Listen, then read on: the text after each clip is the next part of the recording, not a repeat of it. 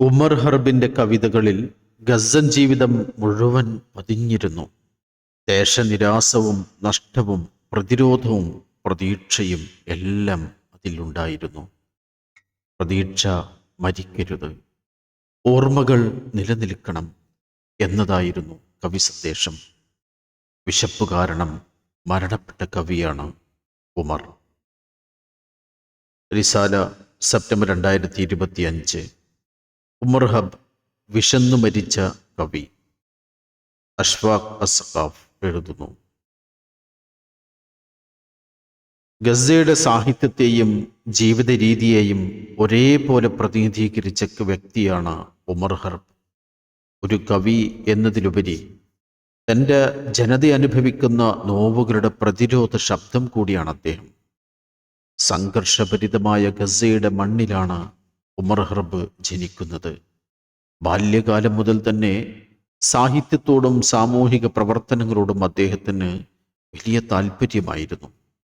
കൈപ്പുള്ള ജീവിത യാഥാർത്ഥ്യങ്ങൾ അദ്ദേഹത്തെ വേദനയുടെ കവിയാക്കിയപ്പോൾ വിദ്യാഭ്യാസമാണ് അദ്ദേഹത്തെ ആശയങ്ങളുടെ ലോകത്തേക്ക് കൈപ്പിടിച്ചുയർത്തിയത്. മിസ്രിലെ പ്രശസ്തമായ അൽ അസ്ഹർ സർവകലാശാലയിൽ സാഹിത്യം, മനഃശാസ്ത്രം, സാമൂഹിക ഉത്തരവാദിത്വം എന്നിവയിൽ പഠനം നടത്തി. അധ്യാപകരുടെ പ്രോത്സാഹനത്തോടെ സാഹിത്യത്തോടും കവിതയോടും അദ്ദേഹത്തിന് ഗാഢമായ താല്പര്യം വളർന്നു. അവിടെ നിന്ന് തന്നെയാണ് അദ്ദേഹത്തിൻ്റെ ചിന്തകൾക്ക് ആഴവും ദിശയും കൈവന്നതും. കെയ്റോയിലെ സാഹിത്യ ക്ലബ്ബുകളിലും വിദ്യാർത്ഥി സംഘടനകളിലും അദ്ദേഹം സജീവമായിരുന്നു. അറബ് ലോകത്തിൻ്റെ പ്രമുഖ കവികളെയും ചിന്തകന്മാരെയും നേരിൽ കാണാനും അവരുടെ ചർച്ചകളിൽ പങ്കുചേരാനും അദ്ദേഹത്തിന് അവസരം ലഭിച്ചു. അധ്യാപകനും മനഃശാസ്ത്രകാരനുമായ ഉമർ ഹർബ് ഗസയുടെ ജീവിത വഴികളിൽ വൻ സ്വാധീനം ചെലുത്തി. സർവകലാശാലകളിൽ അധ്യാപകനായും ഗവേഷകനായും അദ്ദേഹം പ്രവർത്തിച്ചിട്ടുണ്ട്. ബോംബാക്രമണങ്ങൾക്കും യുദ്ധങ്ങൾക്കും ഇരയാക്കുന്ന കുട്ടികളുടെ മാനസികാവസ്ഥയെക്കുറിച്ചുള്ള പഠനങ്ങളുടെ സ്പെഷ്യലിസ്റ്റായിരുന്നു ഉമർ. അദ്ദേഹത്തിൻ്റെ കവിതകൾ സാധാരണ ജനങ്ങളുടെ ജീവിത പോരാട്ടങ്ങളെ വരച്ചു കാണിച്ചു. സാഹിത്യ ശില്പശാലകളിലും പൊതുപ്രഭാഷണങ്ങളിലും പുതിയ തലമുറയെ പ്രചോദിപ്പിച്ചു. കവിതകൾക്ക് പുറമെ അദ്ദേഹം ചെറുകഥകളും ആത്മകഥാസ്പർശമുള്ള ലേഖനങ്ങളും എഴുതിയിട്ടുണ്ട്. 1980കളിൽ ഗസയുടെ വീഥികളിൽ എന്ന തലക്കെട്ടിൽ പ്രസിദ്ധീകരിച്ച ലേഖനങ്ങൾ നഗരത്തിൻ്റെ സാംസ്കാരിക ഇടങ്ങളിലെ അപൂർവ രേഖയായിരുന്നു. അവയിൽ അധിനിവേശങ്ങൾക്കിടയിലും ചിരിച്ചുകൊണ്ട് ജീവിച്ചിരുന്ന ആളുകളുടെ കഥയാണ് പറയുന്നത്. ഈ രചനകൾ പിന്നീട് പല സർവകലാശാലകളിലും സാമൂഹ്യശാസ്ത്ര പഠനത്തിനുള്ള സഹായക ഗ്രന്ഥമായി ഉപയോഗിക്കപ്പെട്ടു. 2005 പാരീസിൽ നടന്ന വേൾഡ് പോയിറ്റ്സ് മീറ്റിൽ സമ്മേളനത്തിൽ അദ്ദേഹം ഫ്രഞ്ച്, സ്പാനിഷ് കവിതകളുമായി ചേർന്ന് സംയുക്ത കവിതാ സമാഹാരങ്ങൾ പുറത്തിറക്കി. അദ്ദേഹത്തിൻ്റെ ചില കവിതകൾ പിന്നീട് ഫ്രഞ്ച്, ഇംഗ്ലീഷ്, സ്പാനിഷ് ഭാഷകളിലേക്ക് വിവർത്തനം ചെയ്യപ്പെട്ടിട്ടുമുണ്ട്.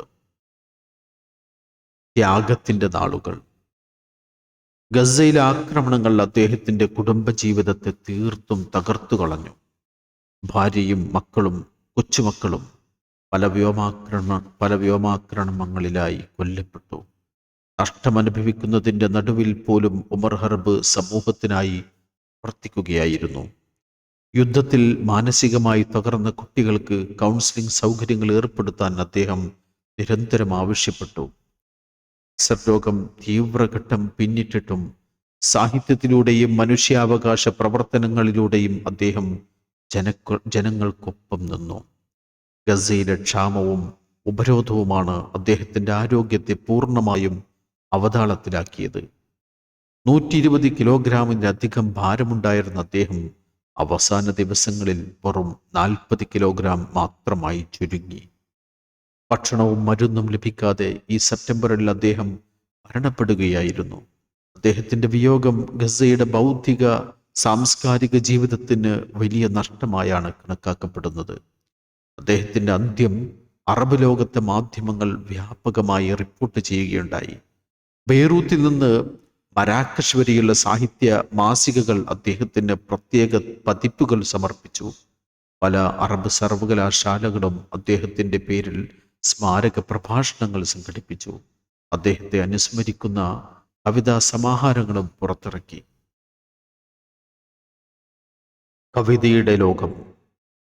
ഉമർ ഹർബിന്റെ കവിതകളിൽ ഗസൻ ജീവിതം മുഴുവൻ പതിഞ്ഞിരുന്നു. ദേശനിരാസവും നഷ്ടവും പ്രതിരോധവും പ്രതീക്ഷയും എല്ലാം അതിൽ ഉണ്ടായിരുന്നു. സാധാരണക്കാരുടെ ജീവിത പോരാട്ടങ്ങൾ അദ്ദേഹത്തിൻ്റെ കവിതകളിൽ വീരകൃത്യങ്ങളായിരുന്നു. പ്രതീക്ഷ മരിക്കരുത്, ഓർമ്മകൾ നിലനിൽക്കണം എന്ന സന്ദേശമാണ് അദ്ദേഹത്തിൻ്റെ കവിതകളിൽ മുഴങ്ങിക്കേൾക്കുന്നത്. ലളിതമായ ഭാഷയും ആഴമുള്ള പ്രതീകങ്ങളും ചേർന്ന അദ്ദേഹത്തിൻ്റെ കവിതകൾ സാധാരണ ജനങ്ങളെയും സാഹിത്യ വിദഗ്ധരെയും ഒരേപോലെ സ്പർശിച്ചു. സാഹിത്യത്തിൽ മാത്രമല്ല, വിദ്യാഭ്യാസത്തിലും മനുഷ്യാവകാശ പ്രവർത്തനങ്ങളിലും അദ്ദേഹം മുൻപന്തിയിലായിരുന്നു. വിദ്യാർത്ഥികൾക്കായുള്ള ശില്പശാലകൾ, കൗൺസിലിംഗ് കേന്ദ്രങ്ങൾ, സാംസ്കാരിക പരിപാടികൾ തുടങ്ങിയവയെല്ലാം അദ്ദേഹം സംഘടിപ്പിച്ചു. കലയും സാമൂഹിക പ്രതിബദ്ധതയും കൂട്ടിച്ചേർത്ത് സമൂഹത്തിൻ്റെ മനസ്സിൽ പ്രത്യാശയുടെ വിത്തുകൾ വിതറുകയായിരുന്നു അദ്ദേഹം. ഗസക്ക് പുറത്തേക്കും അദ്ദേഹത്തിൻ്റെ ശബ്ദം അലയടിച്ചു. ഗസയുടെ യാഥാർത്ഥ്യങ്ങളെക്കുറിച്ച് ലോകത്തെ ബോധവൽക്കരിക്കാനാണ് അദ്ദേഹം ശ്രമിച്ചിരുന്നത്.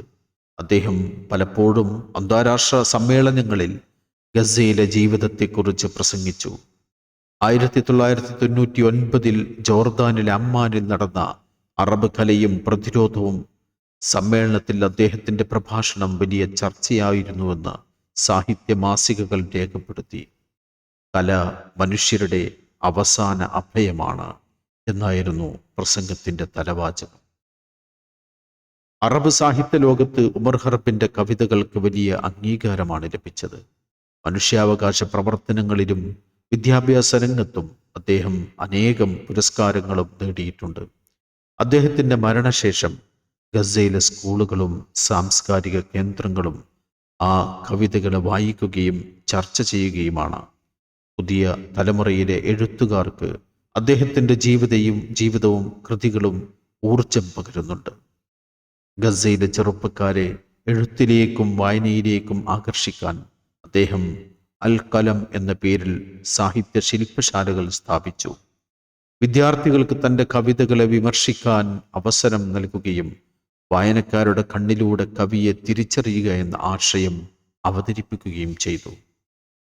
ഉമർ ഹർബിന്റെ കഥ ഗസയുടെ കഥയിൽ നിന്ന് വേർതിരിച്ചെടുക്കാൻ കഴിയില്ല. കവിതയിലൂടെ, അധ്യാപനത്തിലൂടെ, മനുഷ്യാവകാശ പ്രവർത്തനങ്ങളിലൂടെ തൻ്റെ ജനതയുടെ വേദനയും പ്രതിരോധവും ലോകത്തിനു മുന്നിൽ അവതരിപ്പിച്ച അദ്ദേഹം യുവജനങ്ങളുടെ ശബ്ദങ്ങൾക്ക് പ്രാദേശികമായും ആഗോളമായും പ്രാധാന്യമുണ്ടെന്ന് പ്രവർത്തനങ്ങളിലൂടെ ബോധ്യപ്പെടുത്തി. അദ്ദേഹത്തിൻ്റെ കവിതകൾ ഇന്നും പ്രതീക്ഷയ്ക്കും നീതിന്യായത്തിനും വേണ്ടി പോരാടുന്നവരെ പ്രചോദിപ്പിച്ചു കൊണ്ടിരിക്കുന്നു. പ്രതിരോധത്തിൻ്റെയും പ്രത്യാശയുടെയും സാംസ്കാരിക നിലനിൽപ്പിൻ്റെയും ചിഹ്നങ്ങളായി അവ തുടരുന്നു.